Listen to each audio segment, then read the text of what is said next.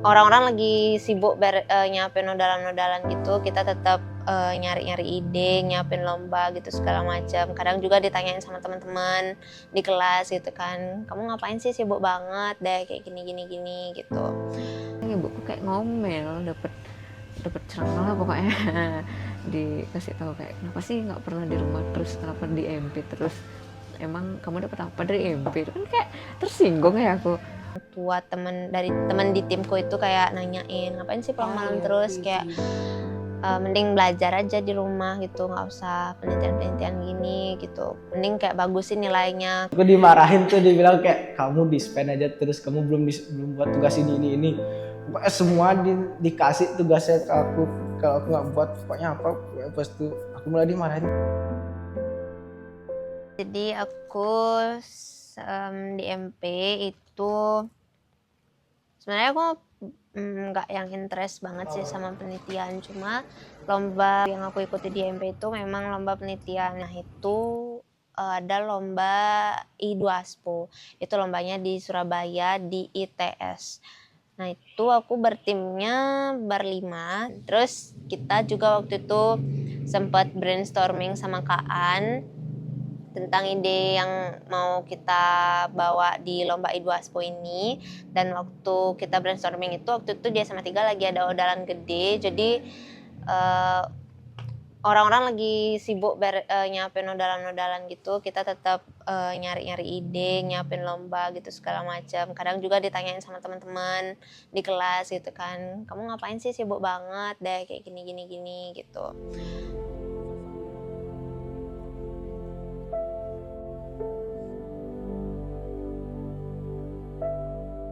Akhirnya aku waktu itu ngerjain aja, dan waktu itu sempat agak ada trouble karena penelitianku itu kan awalnya mau bikin bioaspal dari tongkol jagung dan juga jerami padi. Nah akhirnya karena setelah kita trial and error dan juga mencari bahan-bahan segala macam, udah nyoba tapi tahu-taunya gagal. Dan setelah berminggu-minggu dan sudah mendekati deadline pendaftaran, itu kelompokku timku itu sudah suren, udah menyerah karena kayaknya nggak bisa deh. Terus kita laporan deh ke Kak An, bilang kalau Kak kayaknya ini kita nggak bisa ikut daftar deh, kayaknya ikut lomba lain aja. Akhirnya kita laporan ke Kak An, dan Kak An waktu itu langsung nyuruh timku buat ambil daun jepun yang ada di RPP, langsung dipotong-potong. Habis itu kita udah potong-potong, habis itu disuruh juga ngambil jerami padi yang udah kita halusin, udah di blender, udah disarek, pokoknya udah halus, udah siap dipakai. Habis itu Kak An juga nyuruh ngambilin resin sama hardener yang ada di RPP. Terus juga nyiapin loyang-loyang, langsung dilapisin baking paper sama mentega.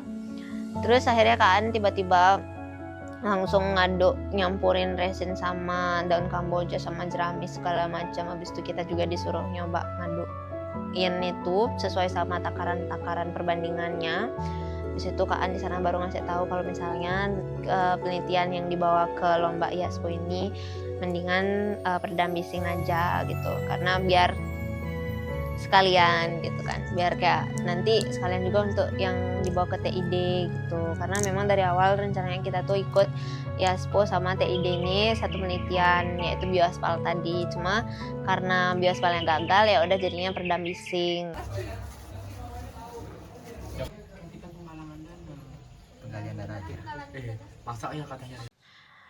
Akhirnya kita uji dan bisa deh daftar lomba I2ASPO ini dengan persiapan 2 hari 1 malam. And then lomba kedua yang pernah aku ikuti itu sama kakak kelas, Mbak MTE, Malaysia Technology Expo, itu aku diajakin sama Kak Risa buat ikut lombanya.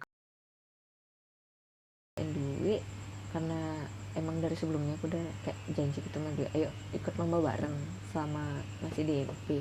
MTE itu awalnya kayak orto puyung tuh, kita puyungku Kirana sama Dwi, iya ikut lomba MTE, lumayan tuh bintangnya gede di Sinte kan, Sinte Puspresnas tuh bintangnya bintang 4 MTE waktu itu. Terus aku yang lain mikir kalau misalnya ikut ini kan lumayan tuh bintangnya gede, bisa dipakai buat daftar SNBP gitu kan. Jadi kayak ya udah yuk nah gas, cuman sampai Oktober tuh belum ada buat apa-apa, tim pun belum kebentuk siapa aja dan mau buat apa tuh kayak masih bingung. Terus November tuh lah baru nyari-nyari kayak ayo nah jadi nggak MTE gitu. Terus bilang Kirana bilang oke. Terus Kirana ngajakin Joanna juga bilang oke. Dia aku ngajakin dua ikut MTE itu. Terus awalnya aku ngajakin Juna itu dulu sih, baru berlima dulu, tapi Juna bilang nggak bisa, jadinya diganti sama Mahar sama Kesafa buat ikut itu. Akhirnya kami milih rompi anti peluru karena kami pikir kayak bahannya mudah didapat, karena kan pakai gebang kayak gitu. Awal itu mau yang kayak gebang, serat rami, dan serat kelapa pisang sama serat nanas itu kan kayak ya ada lah yang produksi, jadi gampang. Kami milih itu, terus udah datang nih, udah siap bahannya semua. Terus pas mau buat yang serat gebang kayak satu lembaran itu perlu berapa hari ya, kayak berhari-hari banget, lama banget, apalagi biar jadi satu lembar tuh lama banget. Padahal udah dibantu juga sama teman-teman MP yang lain, tapi tetap makan waktu yang cukup banyak. Jadinya kami pikir kayaknya nggak bisa deh kalau lanjutin pakai serat kelapa pisang sama serat nanas. Serat gebang aja udah lama banget waktunya, belum lagi raminya itu yang dijadiin lembaran. Jadinya gantilah ke kain tetoran sama kain kanvas. Jadinya kami punya 2 PR, gebang sama rami. Pas fokusin di gebang kan ada juga yang fokusin di rami tuh, cuman karena perlu yang rapet banget itu agak lama juga buatnya, dan ternyata lebih lama rami daripada gebang. Jadinya mikir kayak ya udah deh coba beli yang udah jadi aja, terus dirapetin, nyari dah di mana yang bisa buat kayak gitu. Terus nemu di kayak yang buat tenun gitu di Gianyar, jadi harus bolak-balik ke sana buat beli raminya itu. Belum lagi harganya kan lumayan, kayak aku sama yang lain tuh udah ngeluarin berapa ya, 500an lebih kayaknya buat beli rami itu aja, belum lagi ngerapetin kan, belum dipotong-potong lagi. Itu sih kalau dari bahan emang kendalanya kayaknya karena kami juga kurang nyari tahu betul gitu loh, bahan apa yang cocok yang sekiranya bisa kami manfaatkan banget, yang dekat gitulah, itu masih kurang karena waktu itu masih agak buru-buru juga tuh. Sama di uang di dana sih, karena terus beli, tapi seru sih pas banget. 6 bentar lagi dia ada dikit. 7 8 9 9 10. sekarang sama lagi itu lagi yang apa? Bisa Apa kan? kain apa? Linen. Tetoran. Tetoran. Nah, coba.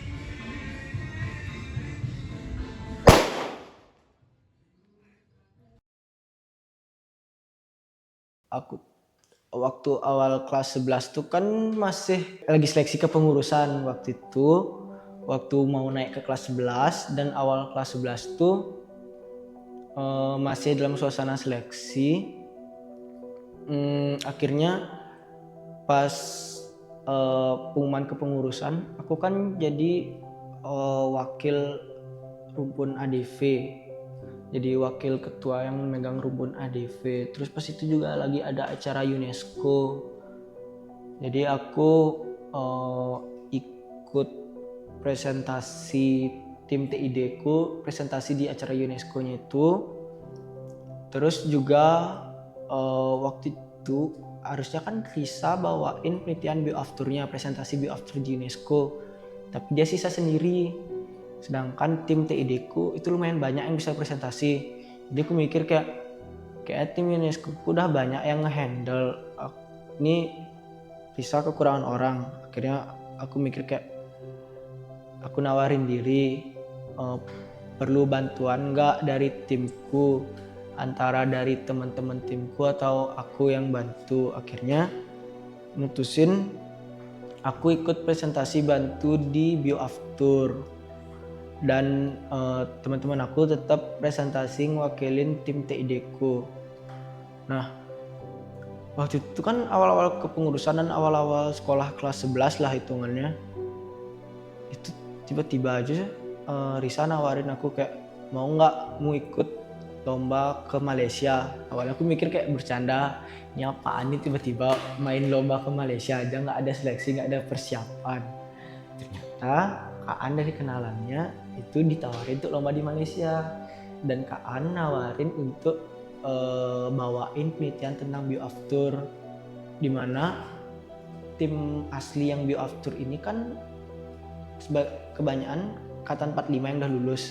Yang masih sekolah di Trisma tuh sisa Risa yang waktu itu udah kelas 12. Dia ketua TE 46. Akhirnya Kak Risa ini disuruh nyari 2 orang lagi yang diajak untuk ikut ke Malaysia untuk ikut lomba. Akhirnya ditawarin Kak Dita dari MP 46 juga, sama aku ditawarin karena dia mikirnya pas tuh aku udah ikut bantu presentasi UNESCO buat bioaftur.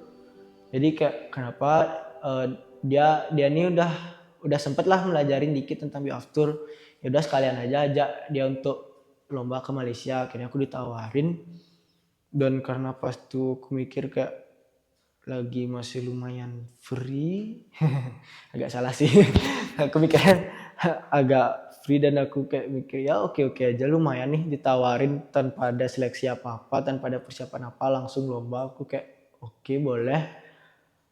Akhirnya persiapan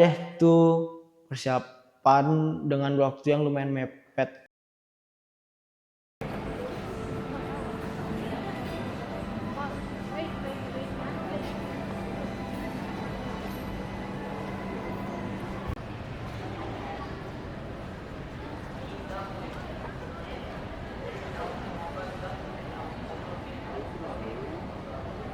Dah kita nih dapet silver medal kedua, jadi hitungannya itu kayak peringkat 5 gitu dah.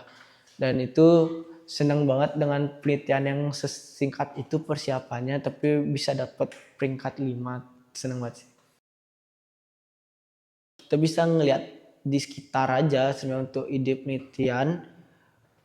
Misalkan kayak selama ini MP kan kebanyakan juga untuk penelitian itu manfaatin limbah ya. Itu kan hitungannya kayak kita ngelihat sekitar terus nemu ada limbah, ya udah kita nyari gimana cara kita manfaatin limbahnya ini jadi sesuatu yang bagus, sesuatu yang bermanfaat untuk kita, dan itu yang kita buat penelitian. Jadi kan ide penelitian itu bisa dicari di sekitar gitu. Terus juga kalau hitungannya kita manfaatin limbah, itu kita pasti dapat nilai plus dari segi lingkungannya gitu, karena kita manfaatin apa yang orang lain nggak manfaatin, apa yang orang lain buang, yang dibilang sama orang tuh mencemari lingkungan lah kayak gitu, kita bisa manfaatin itu, jadi kita bisa ngatasin masalah lingkungan juga hitungannya. Itu sih menurutku. Sebenarnya nggak perlu yang harus kayak pinter banget penelitian, atau cukup tahu aja, cukup tahu kalau misalnya kayak semua yang di sekitar kita tuh sebenarnya bisa untuk di riset, bisa untuk diperdalam, dan juga bahkan kayak hal-hal kecil kayak sampah gitu tuh bisa diolah dan bisa berimpact. Kalau kalian mau buat penelitian, coba aja lihat dulu cek sekitar kalian, apa sih masalahnya, apa sih yang kira-kira bisa dimanfaatin dari masalahnya itu. Jadi ubah masalahnya itu tuh jadi sebuah solusi, sebuah produk baru gitu loh, sebuah inovasi gitu buat kalian ke depannya nanti. Karena kan kayak ya dari penelitianku tuh bahan-bahannya juga lumayan dekat kayak gitu kan, kayak daun Jepun tuh kan banyak banget di sekolah, nggak cuma di sekolah, lagi di Bali itu kan di tiap rumah kayak ya pasti ada aja lah daun Jepun tuh. Coba aja dicari tahu kandungannya apa sih, kayak misalnya ada sampah daun apa, sampah daun mangga atau sampah daun apa, itu coba dicek kandungannya tuh apa aja, dan ternyata itu tuh bisa diolah jadi apa kayak gitu. Nggak usah jauh-jauh dari ide, coba cek dulu lingkungan kalian tuh adanya apa, bisa dimanfaatin dari itu. Karena dari hal-hal yang kayak disepelekan sama orang lain itu mungkin dia tuh punya impactnya yang lebih besar kalau misalnya dia bisa dimanfaatkan atau diolah dengan baik gitu. Jadi harapanku itu semoga teman-teman MP bisa mengolah sesuatu dengan baik.